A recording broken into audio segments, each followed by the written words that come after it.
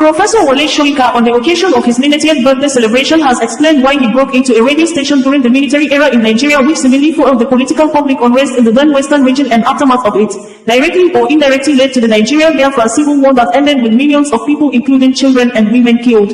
Wole Soyinka, who is known to be the founder of Pirates Confraternity, a group also known to be the first secret cults in Nigeria, was charged with armed robbery for breaking into the Nigerian Broadcasting Corporation studio in Ibadan during the heavy days of the Western region's political crisis in 1965. Wole Soyinka, who was said to be fully armed, was alleged to have asked the man in the studio to use his own Soyinka's recording, asking the premier to get out.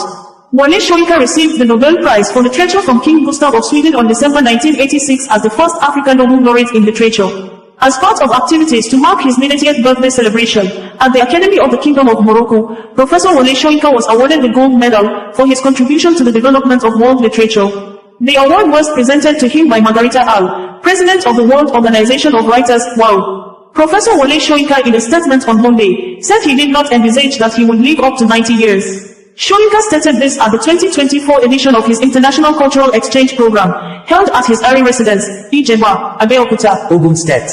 The Nobel laureate said he decided to be a writer to correct some anomalies from stories he listened to while growing up. Given the reason he broke into a radio station during the military era, Soyinka said, "I never broke into a radio station, but sneaked in." The radio's Federal High Court sitting in Abuja has refused to grant medical leave application filed by former Governor of Central Bank of Nigeria, CBN, Godwin Emefiele, on the ground that there is no evidence that the former Apex Bank governor is plagued with any ailment.